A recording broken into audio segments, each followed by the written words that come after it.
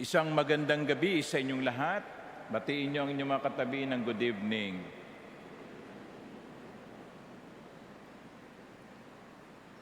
Magandang gabi din po sa mga sumusubaybay sa atin online, sa kanilang mga tahanan, sa mga pinagtatrabahuhan o maging doon sa mga naglalakbay. My dear brothers and sisters, I have two words for you tonight. The first word is habag. Habag. Awa.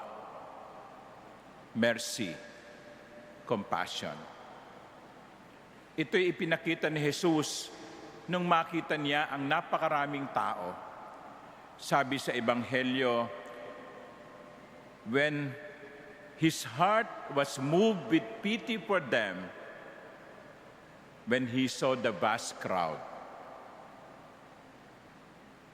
Pansinin niyo, nung mga sandaling yon, si Jesus ay nagluluksa sapagkat ang kanyang pinsang si Juan Bautista ay pinugutan ng ulo sa utos ni Herodes.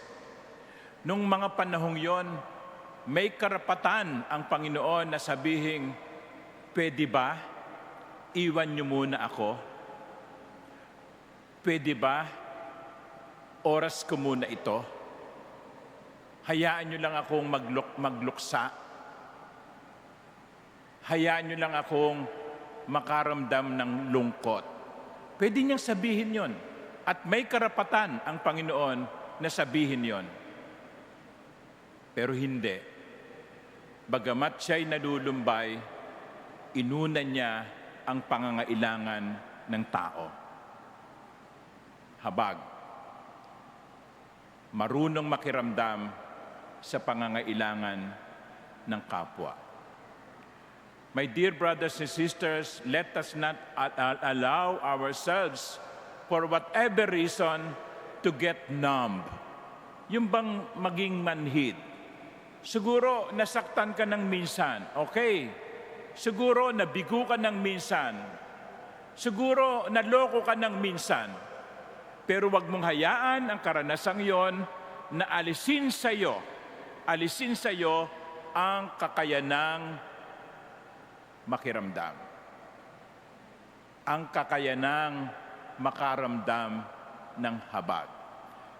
Kasi kuminsan nagiging matigas ang puso natin. Sabi ko nga, sa iba't ibang kadahilanan, nasaktan, ayaw ng magmahal. Nabigo, ayaw ng magsumikap. Pero ipinapaalaala sa atin ng Panginoon, dapat nandoon lagi ang kakayanan na mahabag. Uulitin ko, huwag niyong hayaang mawala sa inyo ang kakayanang iyon. Do not allow yourselves, for whatever reason, to get numb. So yun ang unang salita, habag. So sa mga tuwid, sa ikinilos ni Jesus, nakikita niya ang pangangailangan nating lahat. God sees our needs. God knows our needs even before we pray for them. Kasi kuminsan, iniisip natin, may pakialam pa ba ang Diyos? Siguro, ang dami-dami niyang inuuna.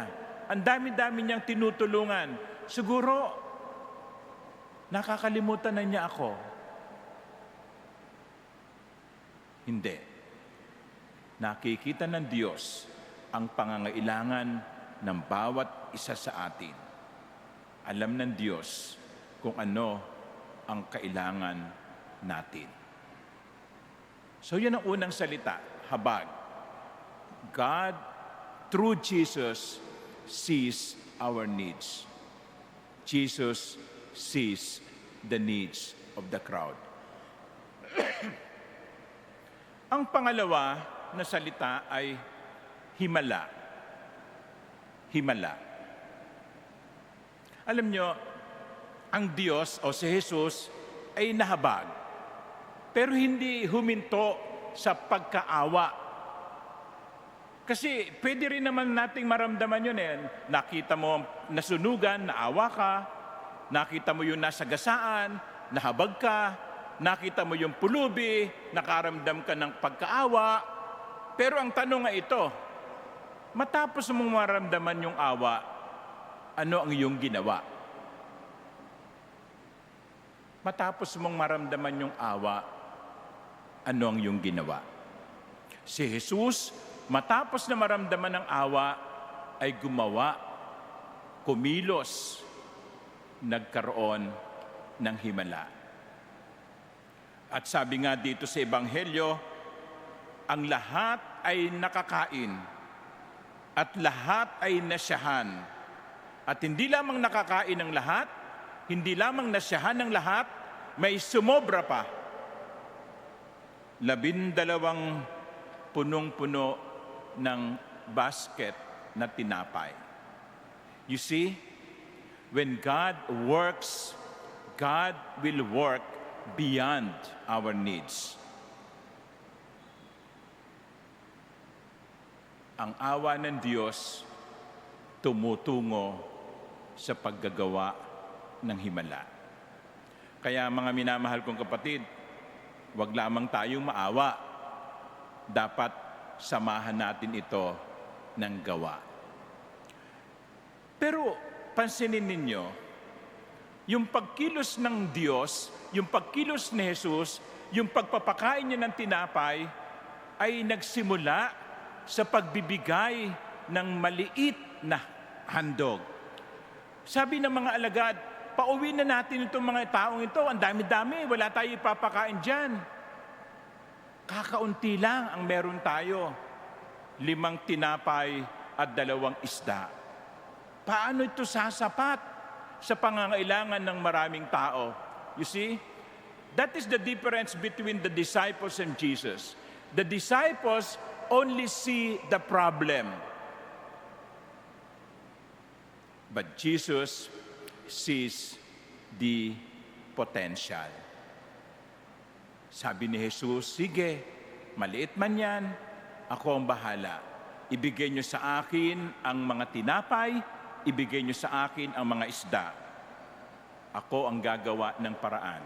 But you see, Jesus begins with what people are willing to offer.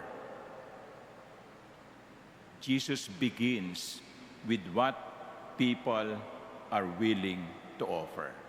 Kahit maliit, kahit kakaunti, ibigay natin sa Panginoon at siya ang bahala upang magparami.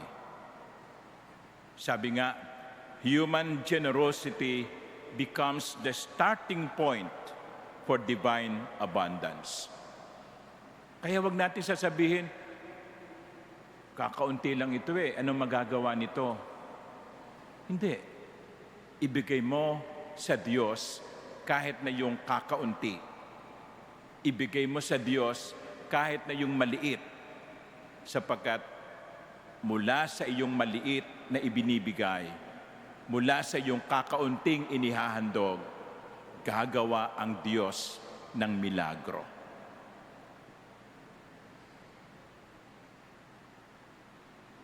At kapag ang Diyos ay kumilos, ito'y higit pa sa ibinigay natin. See? Yung 5 loaves and 2 fish were able to feed the multitude. Kaya ganyan ng Diyos, ha? Huwag natin siyang tipirin. Kahit na anong maliit na pwede nating ibigay, sabihin natin, Lord, maliit lang itong nasa akin, pero ibibigay ko sa iyo. Bahala ka na kung ano ang gusto mong gawin dito. Kasi kahit na anong maliit, kapag ito'y ibinigay ng bukas sa puso, makakagawa ito ng milagro.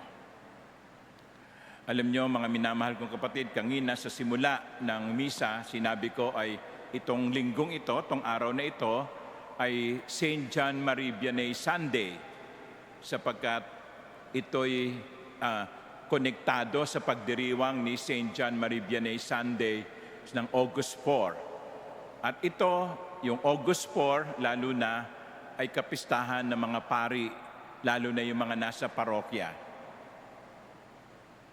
Kayo, marami sa inyo hindi taga rito, no, nagsisimba kayo dito sa katedral, pero galing kayo sa iba't ibang mga parokya. Kilala nyo ba ang inyong parish priest? Bakit dito kayo nagsisimba? May tampo sa parish priest, ha? Okay. Ayoko ho doon. No? Okay. Pero isang pakiusap lang, mga minamahal kong kapatid, ipagdasal ninyo ang mga pari. Ipagdasal nyo ako, si Father Biel, ang mga pari. Ipagdasal ninyo sana yung mga pari, lalo na yung mga kilala ninyo, sabi ko nga kanina, to be holy, to be healthy, to be happy. At sana, ipagdasal ninyo na dumami pa kami. Dumami pa ang mga pari.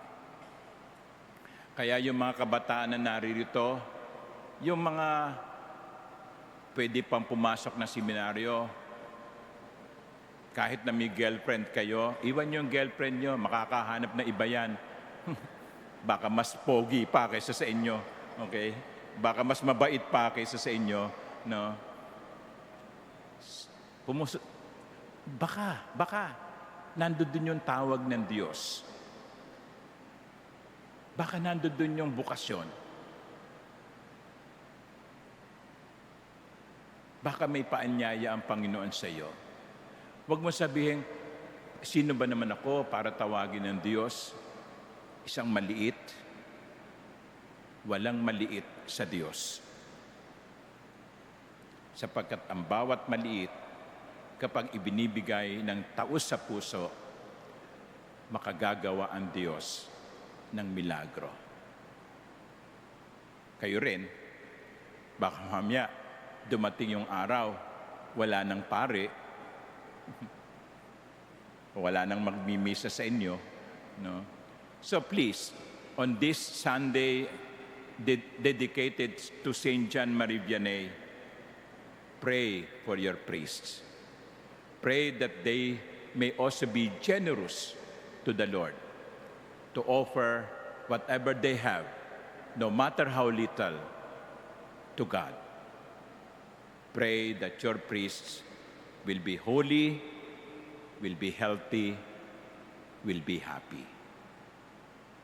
Thank you. Amen.